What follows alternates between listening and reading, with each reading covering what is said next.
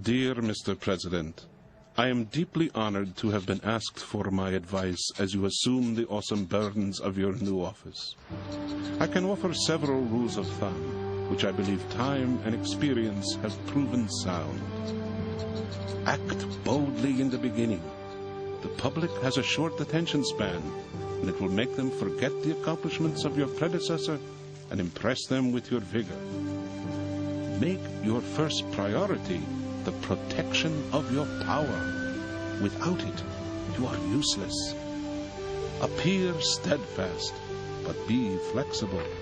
Remember, some of God's greatest gifts are broken campaign promises.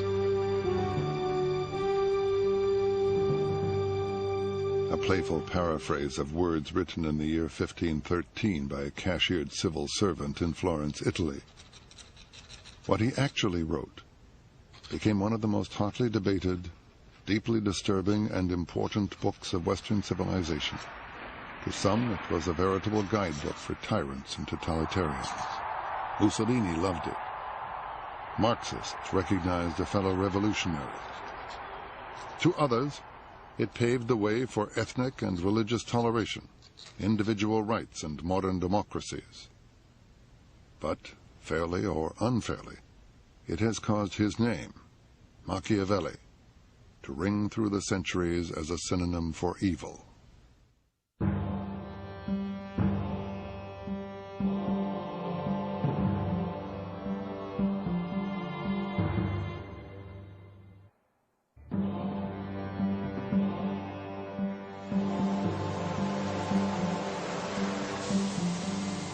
I compare fortune to one of those violent rivers which, when they are enraged, flood the plains, tear down trees and buildings.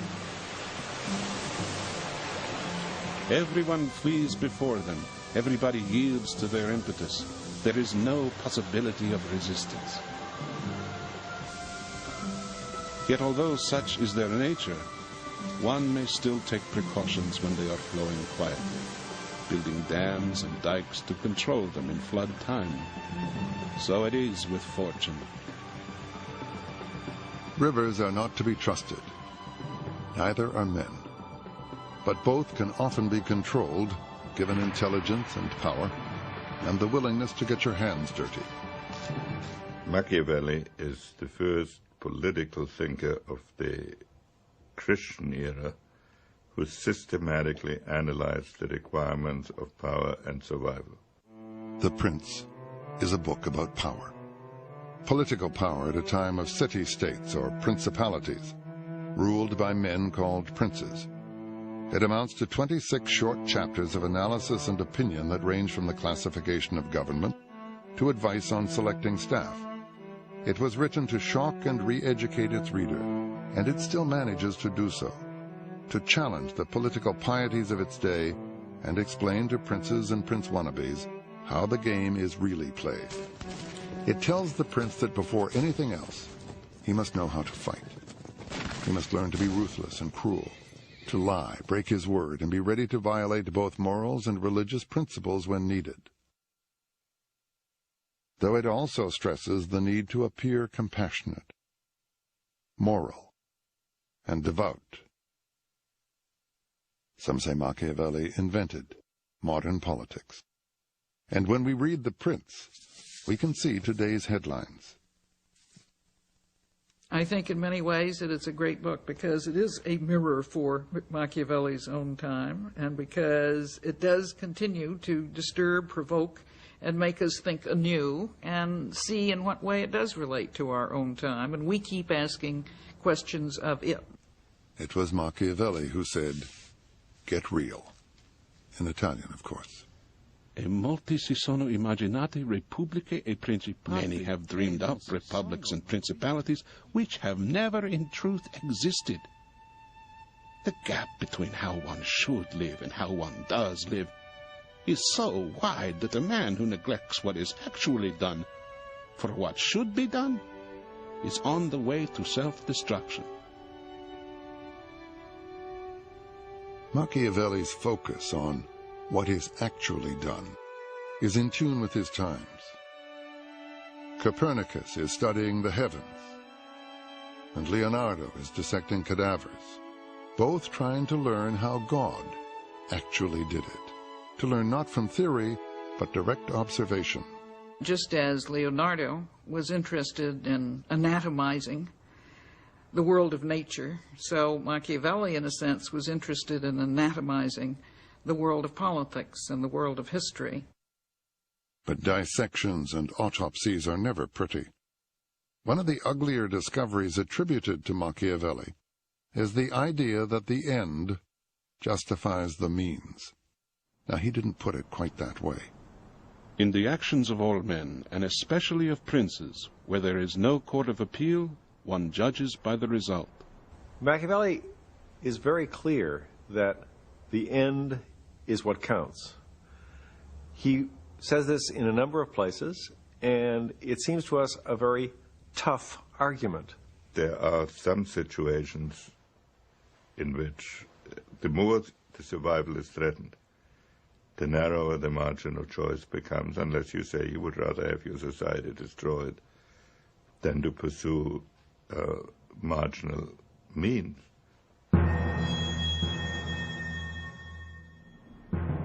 What would you do to prevent this from happening to your people? What would you not do? Would you lie? Violate treaties? Assassinate people? Just where would you draw the line? Anywhere? On the other hand, if you are winning a war and your enemy is all but finished, how far would you go to minimize your own casualties? Machiavelli was acquainted with the moral ambiguities of power. He was a realist. Machiavelli pursued what some scholars have called amoral realism. First of all, what he was trying to do was create something that didn't exist up to that point, the nation state, in this case Italy. But what we need to ask ourselves is whether we really are in desperate straits, whether we really are up against the hard laws of necessity that Machiavelli is describing.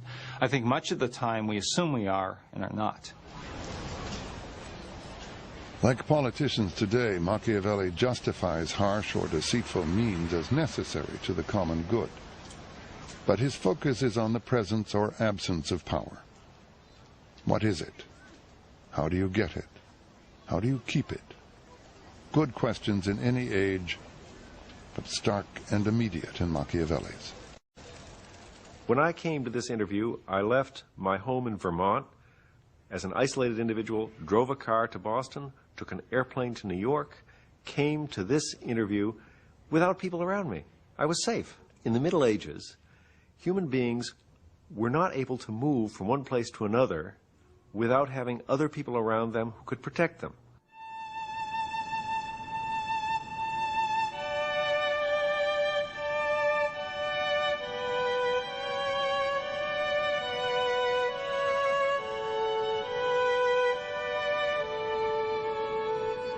Florence, fabulous window on the past.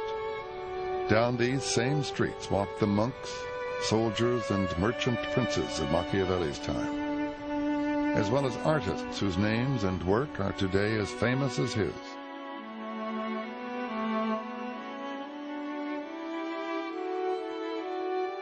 We are now in the age of Michelangelo, Leonardo, Columbus and Copernicus, of England's Henry VIII, and of Germany's Martin Luther and the Protestant Reformation. It is a turbulent time of conflict and contradiction. New ideas and new technologies are rocking Europe like a great earthquake.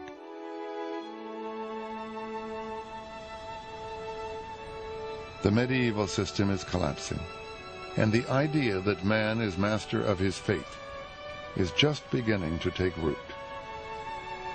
It is the Renaissance, the April of Western civilization, and the concept of government as a purely human invention is one of its flowers. But April is a cruel month. Giuliano de' Medici, murdered in the great cathedral by a rival family, the Pazzi. It was a plot blessed by the sitting Pope to overthrow the de facto rule of the Medici in Florence. Such were the times. Politics was a family matter. Medici retribution was swift and brutal. Several conspirators, including an archbishop, were slaughtered where they were caught, and their bodies hung from the windows of City Hall. The last one sketched as it hung by Leonardo da Vinci. Religion, too, seemed often a kind of family affair. Princes of the church had concubines. Popes had children. Lucretia and Cesare Borgia, brother and sister and lovers, also had wealth and power thanks to their sire, Pope Alexander VI, who gives the term godfather a whole other meaning. Italy was an anarchy of city-states, popes and other princes in constantly shifting alliances, murders in the cathedral, and orgies in the Vatican were the debris of a crumbling medieval order. This was the world of Niccolò Machiavelli. The separation of politics and religion was to become for him a major theme.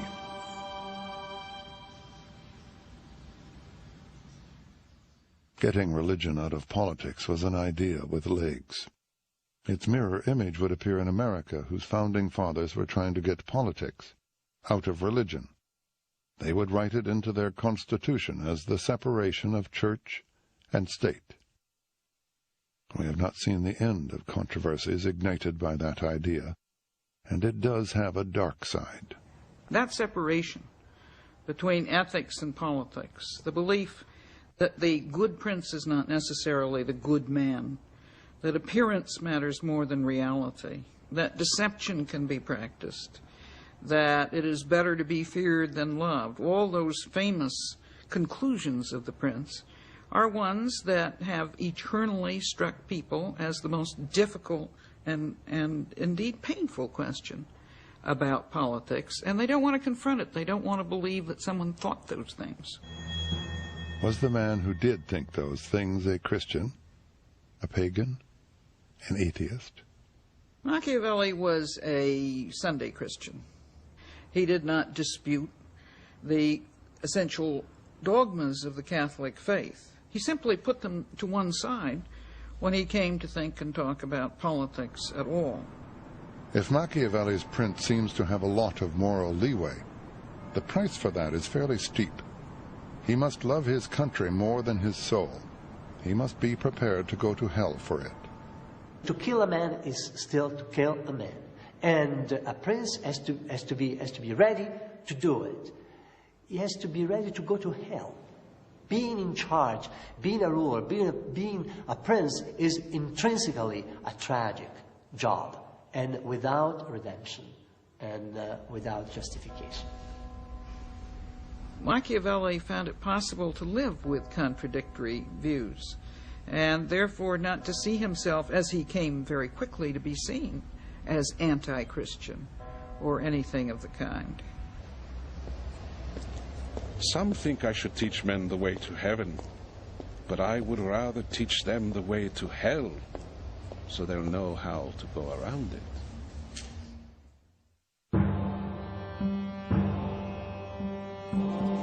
The Medici were exiled in 1494, when Charles VIII of France rode unopposed into Florence on his way to other conquests.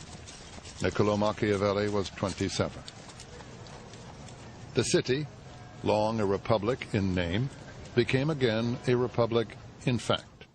Its first leader was a fiery, puritanical, but very popular monk named Savonarola, who denounced the corruption of the church and was responsible for two of history's more notable bonfires.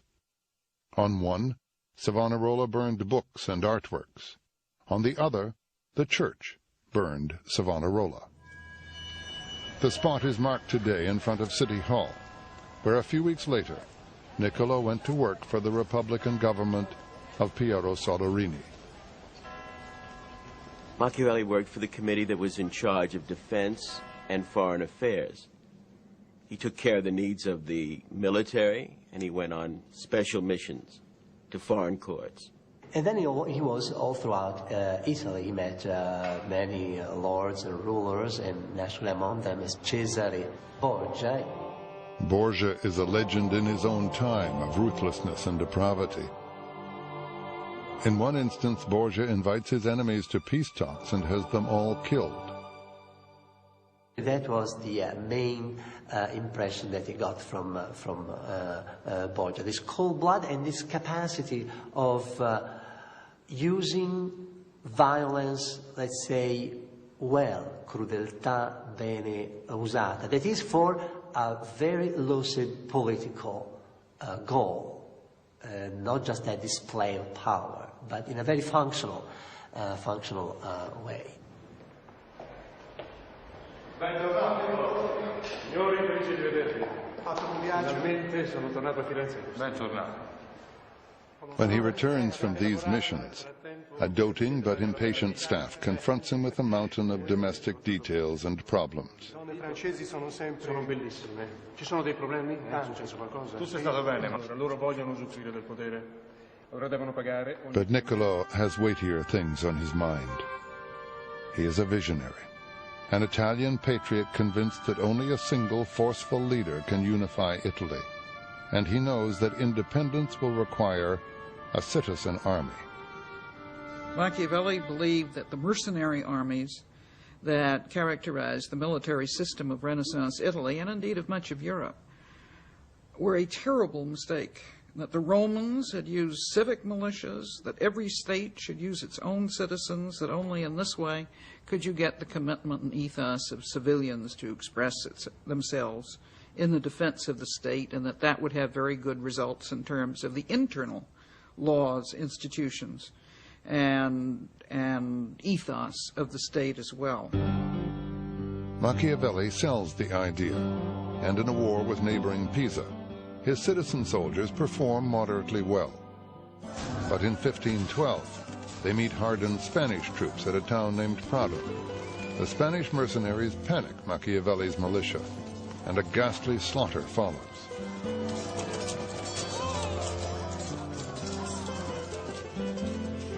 In the wake of this rout, the Medici return to end the Soderini Republic, and with it, Machiavelli's political career. In Niccolò's view, the feckless Soderini could have squashed the Medici return had he been sufficiently ruthless. Leadership requires more than plans and policies.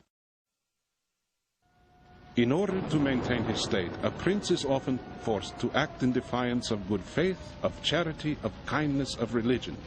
He should not deviate from what is good if that is possible, but he should know how to do evil if that is necessary. The notion that necessity could justify behavior which was not otherwise virtuous or moral was actually accepted by almost all of the ancient thinkers. Lincoln's critics in his day thought he was a dictator, thought he was a tyrant, thought he was undemocratic, thought, in spite of all the folksy backwoods charm, that he was an egomaniac and was operating unconstitutionally much of the time. In the case of, for example, the suspension of habeas corpus, he probably was. And this is perhaps a great example of Machiavellian leadership in a democracy. There is a physics of politics, and sooner or later every leader discovers for himself the laws of relativity and uncertainty, also known as the law of unintended consequences. Taking everything into account, he will find that some of the things that appear to be virtues will, if he practices them, ruin him, and some of the things that appear to be vices will bring him security and prosperity. Messeri, ci hanno dato la lista di capponi e lui ha confessato e ha fatto dei nomi. Dimmi, che nome ha fatto? The reinstalled Medici have discovered a plot to overthrow them, and they have a list of people the plotters hope to recruit. The seventh name on the list is Niccolo Machiavelli. The plotters never got to Machiavelli. It doesn't matter. He's a suspect, and the Medici don't need much excuse to throw him into prison.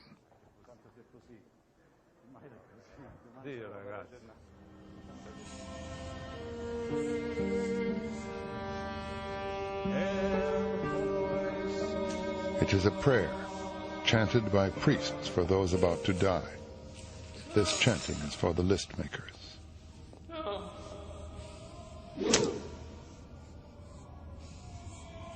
Prison here has two functions: execution and interrogation. Interrogation means torture, quite legal and quite ingenious. What awaits Niccolo is the strappado, hands tied behind the back, hoisted by the wrists, and dropped partway. If the drop is far enough, it will tear the shoulders out of their sockets. Niccolo's drop is obviously less severe, but it is torture, and he learns well the uses of pain.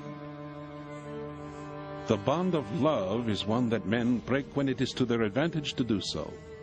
But fear is strengthened by a dread of punishment which never abandons you. For Niccolo, the experience of the past few months has not been conducive to a romantic view of life, but it has been instructive.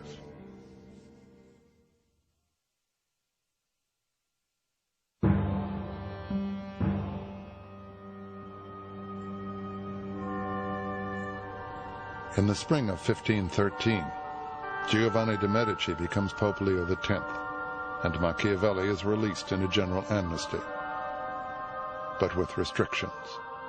He is restricted to the region around Florence, barred from the city hall, banned from politics. He moves to the family's property a few miles out of the city. There he is free, in his own kind of hell, an addict cut off from his source. Only someone who's been there can know the pain.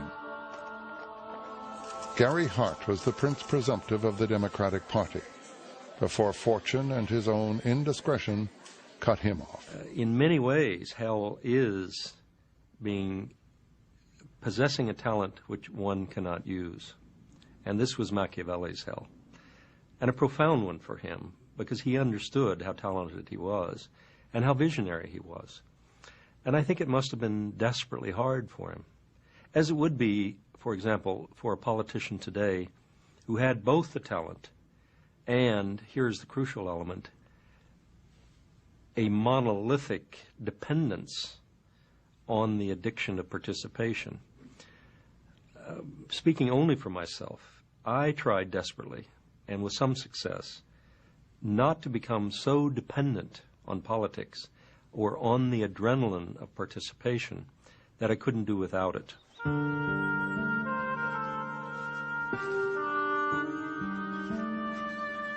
In a letter to a friend, Niccolo describes the narrow confines of his current life, supervising work on his property and killing time with the locals in the local inn.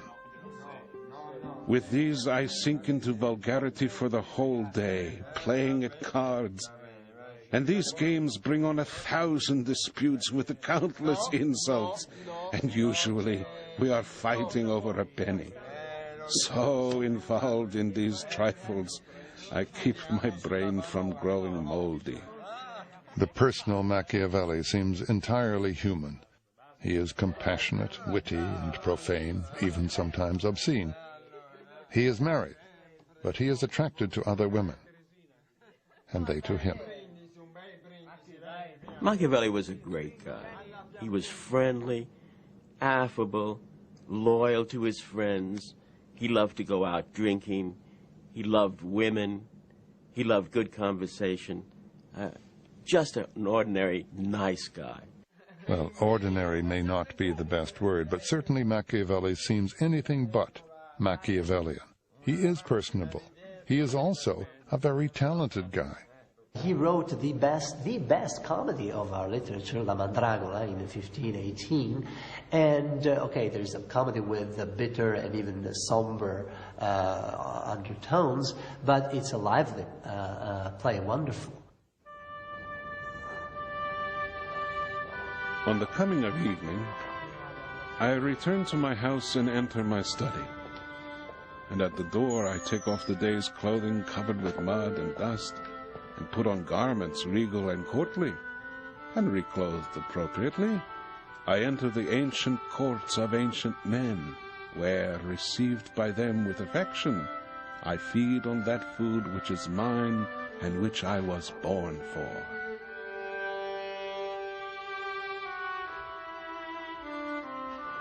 Niccolo begins to work on what he calls the Discourses on the First 10 Books of Titus Livy. It is a book of commentaries on the work of that Roman historian, and makes a strong case for a republican form of government. Then all of a sudden, he decides to try to get back into the government himself, and writes in furious time, in 3 months' time, The Prince. He interrupts the writing of the Discourses to take off this time to write The Prince, because he's anxious to get back into politics, into government life. Are there two Machiavellis here? One writing a book on the republican form of government, and the other, almost simultaneously, writing advice for tyrants. I look at Machiavelli's Prince as a work on statesmanship, and the Discourses as a statement of desirable objectives. And so I don't find the two incompatible with each other. Politics was his consuming interest, and if he could have made the world the way he wanted it to be, he would have preferred a republic. But he could live with both republics and with principalities, and his point was that you begin from where you are, and that you judge any form of government by its outcome rather than simply by its form. All the states, all the dominions, under whose authority men have lived in the past and live now, are either republics or principalities. Principalities are either hereditary. So begins the most famous job application in history. It joins Niccolo's passion for a united Italy with the fact of Medici rule. It urges the reigning Medici to take on a new role as nation founder. Niccolo offers a blueprint for a new kind of leader. So, who is this ideal prince? What are his qualities? Roughly that combination of strength of character, intelligence, courage, skill, and luck, which astronauts call the right stuff, plus a touch of ruthless. Machiavelli stressed two sets of attributes for the prince. One was very colorful. He used the image of the fox and the lion. The prince must have the ability of the fox to find the snare and the courage of the lion to drive off the wolves. At certain particular moments, which he calls the founding or refounding of a regime, you will need a leader with exceptional intelligence, with the intelligence of a Lincoln, with the intelligence of a Washington, with the intelligence of a Bonaparte. Machiavelli's breakthrough is that he gives us the persona, the personality of the political realist. He gives us the inner discipline of the strategist. And this is a discipline that involves a great deal of self-control, such that one cannot revel in conquest, one can not strike out impulsively, one has to be constantly scrutinizing one's own motives, one must constantly attend to others carefully, even civilly, lest you give away your own hand, and while you're trying to discern their own missteps or their own deceptions. And so what we get is someone who's not quite a Christian knight, but is nonetheless often very well behaved. He also gives us the political actor. The prince may or may not keep his word, may or may not be humane, devout, a man's man, a family man, depending on the circumstances, but he must appear to be all of those things. Men in general judge by their eyes rather than by their hands, because everyone is in a position to watch. Few are in a position to come in close touch with you. Everyone sees what you appear to be. Few experience what you really are. And so there is a larger sense in which the prince is playing a role, which is to appear to be the things he knows he must not necessarily be. and to appear to act on principle when what he's acting on is calculation, or what the modern world would refer to as long-term strategy, because in a certain way Machiavelli invented the very notion of a long-term strategy. Stay focused. Talk about things that matter to people. You know? It's the economy, stupid. Okay? So, as we always say, you know, speed kills. And we will die in this debate if we're not there first with our answers. Bush was on the defensive. But perhaps most important, Machiavelli's Prince is a political artist. He sees the prince as somebody who takes matter as though it were marble and imposes a form on it as though that person were a sculptor. Form out of stone. Order out of chaos. Civilization from savagery. Michelangelo and Machiavelli's Prince have much in common. Trouble is, raw material for the prince is human flesh and blood. For that, the prince must learn how and when to be cruel. And he must have studied war.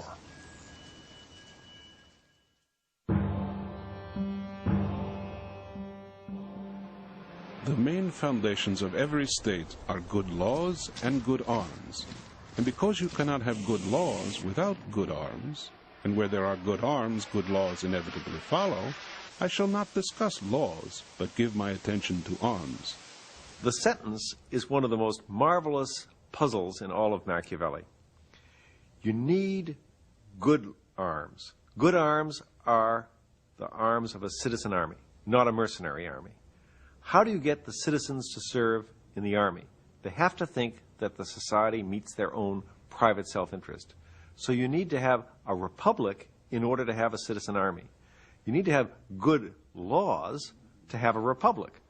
You are bound to meet misfortune if you are unarmed, because, among other reasons, people despise you. And this is one of the infamies a prince should be on his guard against. There is simply no comparison between a man who is armed and one who is not. Well, he's right on the money there. Machiavelli, I think, is most useful, in my judgment, when you're thinking about international relations rather than the government within a state or a city. International relations are different from internal matters, for one reason, because there is no law between nations. In reality, you really do have a jungle out there. And that's different from states, where you do have a law which has legitimacy and which monopolizes force in the hands of the government. Well, the world out there isn't like that. And we in the world today, in the West, in the United States, we hate that idea. It makes us very unhappy and very uncomfortable, and we refuse to believe it much of the time. And so this is where Machiavelli is most valuable, in reminding us of those gross realities which haven't changed. You've got to have that power. No government should ever imagine that it can always adopt a safe course. This is the way things are. Whenever one tries to escape one danger, one runs into another. Prudence consists in being able to assess the nature of a particular threat and in accepting the lesser evil. Making careful judgments, that's prudence, as Machiavelli says, and that's what we hire our government for. So, in the end, Machiavelli also says that you shouldn't be over-cautious. You shouldn't be too prudent in that sense. You're going to have to take action. It's easy to think of a very immediate example of that in the case of Bosnia, where Bush, whom I think had the best chance of dealing with the problem and settling it, had from the beginning been willing to look at the reality, which is that we are not free to allow that sort of violence, that sort of, what's the word I want to, the breaking of international order to happen in the middle of Europe. And I think we had a lot more leverage on our NATO allies in Europe than we were, for whatever reason, we were willing to exercise. And there was probably a failure of leadership on our part. There's no law of nature that says the United States has to be involved in every crisis. At the time we made the final decision, we probably had no alternative. But on the road to the final decision, we certainly did not apply Machiavelli's maxims. We never asked ourselves, what is our objective here? What is our interest here? What are the means available? What is the best thing that can happen? What is the worst thing that can happen? Has an American president ever applied that kind of analysis before committing the nation to some foreign involvement? I think Roosevelt did it in his own mind before he went into World War II. Roosevelt had the capability of doing it. Nixon had a great capacity for that. Henry Kissinger has been called the American Machiavelli by admirers as well as critics. That would make Richard Nixon his prince. Especially talented in foreign policy, often brilliant, incisive, but secretive and suspicious. Richard could have profited from Niccolò's advice on at least one score. A prince must watch that he does not become afraid of his own shadow. His behavior must be tempered by humanity and prudence, so that excessive distrust does not make him unbearable. For more than a century, Americans enjoyed the advantage of isolation amid rich natural resources. They were the exception among nations, immune from Europe's Machiavellian virus, the politics of survival. Is that immunity gone now? We cannot afford the pure American exceptional approach indefinitely. Doesn't mean that every end justifies every means, but it means that the purity that we have tended to, with some of our academics and some of our leaders have insisted on, will be much more difficult. We destabilized governments. We tried to assassinate foreign leaders. We did some things, I think, again, particularly in singling out the Nixon administration, that were a violation of our principles, our ideals. I think we're suffering for that today. In the first 100 days, we will bring to the vote... While Machiavelli's real expertise seems to be foreign policy, some of his advice on domestic affairs also has resonance, at least for modern-day conservatives. A man should not be afraid of improving his possessions lest they be taken away from him, or another deterred by high taxes from starting a new business. But above all, a prince must avoid taking the property of others, because men sooner forget the death of their father than the loss of their inheritance. Seventh, require a 3/5 majority vote to pass a tax increase. On the other hand, his ideal prince does bear a resemblance to Lenin. Kill the old prince and his family, create new titles and powers, and give them to new men. He should make the poor rich and the rich poor, as David did when he became king. Machiavelli's advice seems so often to cut two or more ways. It is little wonder there is a score of differing interpretations of the prince. Take, for instance, the bit about fear and love. It is far better to be feared than loved if you cannot be both, but you must avoid being hated. Fear is useful. Hatred is counterproductive. Most corporate executives would agree with that. Strict adherence to Christian virtue is just out of place. And so the question he raises is part of the distinction that he brings to the modern study of politics. The answer he gives is also particularly distinctive. It's an answer that ruthlessly discriminates between politics and everything else, that asserts the autonomy of the political in the manner in which all other human values can be reduced to the struggle for power and the provision or maintenance of order.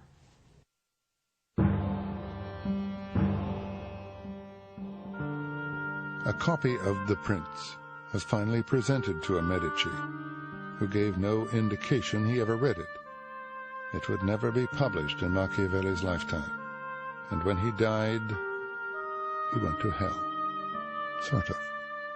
The demonization of Machiavelli began very shortly after Machiavelli's death, and that came at a time when the crisis of the contesting religions was really kicking into full gear in the 1530s and 40s. And both sides saw a demon in Machiavelli. Poor Niccolò. Not only is he now a demon, but the Medici plague him even in hell. His ideas are said to have inspired the massacre of 50,000 French Protestants in 1572, while Catherine de' Medici was Queen of France. And Protestant England makes Niccolo its prime villain. There is the idea that everything that is base and Italian and Southern and Catholic is somehow Machiavellian. It is at that time, the time of Marlowe and Shakespeare, that this association with evilness becomes apparent. They talk about Iago as being Machiavellian. They talk about Richard III as being Machiavellian. Then there's a kind of rehabilitation that takes place in the era of classical republicanism, including some of the classical republicanism of England, when people began to look at Machiavelli the Republican. The state of Machiavelli's soul is a good deal less important to us than the nature of his legacy, the uses to which his ideas have been put. In the 20th century has seen him on the one hand as a precursor of autocratic or even totalitarian views of government, and on the other as a good Republican and a fine social scientist who helps us to understand how things work. Washington, Napoleon, Churchill, Lenin, intellectual children of the same father. How Machiavellian. Now, history can't tell us where Niccolo's soul ended up. But we do know that he believed in keeping up appearances, and that his mortal remains were put in the Cathedral of Santa Croce, among other honored Florentines.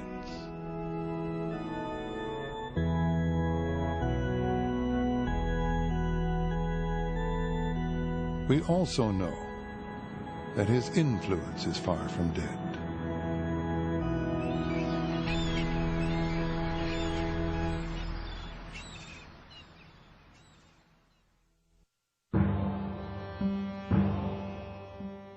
Machiavelli and the Prince seem very much in vogue today. For instance, a columnist for U.S. News and World Report used them to critique a president. And that same president quoted them to the Washington Post to support his policies. It must be considered that there is nothing more difficult to carry out, nor more doubtful of success, nor dangerous to handle, than to initiate a new order of things. For the reformer has enemies in all those who profit from the old order, and only lukewarm defenders in those who... So Machiavelli freelances now as a White House advisor. There's more than metaphor here. If Machiavelli invented politics as we know them, politics as we know them have given us back some latter-day Machiavellis. Advisors, strategists, political realists, maybe not above a dirty trick or two, but only in the name of good, clean winning. And if Machiavelli seems to work for two very different systems, so can these guys. Niccolo is doing well today. While his former estate turns out a fine Chianti wine in his name, he has joined Attila the Hun in the ranks of big-name corporate advisors, and he has interests in a couple of games on the market, which more or less use his precepts. One of them gets the history a bit wrong, and it has a golden rule that might have come from the Prince, if Machiavelli had thought of it. Maybe all this is Niccolo's purgatory. Judgment of his legacy is still in dispute, and even his staunchest defenders will admit he had some, well, flaws. He sometimes got the history wrong, too. He raided history, I think, to produce the examples as he understood them, to make the points that he wanted, rather than seeking to first discover what really happened. He was let's put it this way, he was not a producer of history, he was a consumer. I think that his assessment of human nature is one where anyone would agree that human nature is imperfect. But for Machiavelli, it's more than imperfect. It is never guided by a good motive. And that, I think, is, in fact, less realistic. Like many realists, he thought that reality was self-evident. And, in fact, reality is the hardest thing to assess. Machiavelli lived when new ideas and technologies were changing forever the realities of power and the notions of government. So do we. And his advice to analyze carefully the requirements for success without losing the courage to act seems painfully relevant today. The other thing that is left is that he leaves us is to understand that once you have to put that analysis in the service of some idea, which he did in the discourses, where he described his idea of republican government.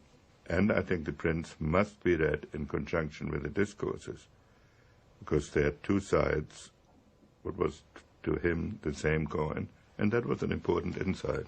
There are certain books which are sufficiently complicated that they have a message for different people in different times, because somehow they've touched at an aspect of fundamental human experience. Plato's Republic is one example of that, Rousseau's Social Contract, or Locke. Machiavelli's Prince is a book like that. It deals with an aspect of human life in a very profound way. The central aspect being the role of leaders and why leaders are necessary in any complicated human community. Gary Hart has written the book which he says Machiavelli might have written had he been an idealist. Hart sees important similarities between Niccolo's time and ours. I believe that we are living on the hinge of history, on the cusp of history, and it happens no more frequently than every 100 years, sometimes every 500 years. And we are so in the middle of this, symbolically new century, new millennium, really new economic age, information versus industry or machines, and a new order in the world to replace the old Cold War order. And what is important is that this country find a new prince, find a patriot who can help us define what the next era is. Some readers of The Prince smell brimstone in its pages. Others find it more like ammonia, repugnant but profoundly clarifying. In truth, much of what Machiavelli wrote merely described how things actually were done in his time. The second sense in which I think Machiavelli is to be disagreed with is in the fundamental conclusion that he reached about the possibility of divorcing political matters from ethical considerations. I don't think it can be done, in fact. It's quite apart from whether it ought to be done. Yet few with any experience today would deny that much of what he wrote seems merely the common sense of politics. There's another sense in which we say Machiavelli is giving us the common sense of politics, and we ought to be more suspicious of this usage. There, all we're saying is that what he says is common sense because we're already imitating him. So, Mr. President, having described how things really work in this perilous world, let me close with a few additional words of caution. Choose the most brilliant advisers. Tell them to speak to you candidly, and then be wary of their advice. When decision time comes, keep your own counsel. And never ever forget that you are in show business, that leadership is 9/10 acting a role. Never step out of it in public. Don't, for God's sake, carry your own bags.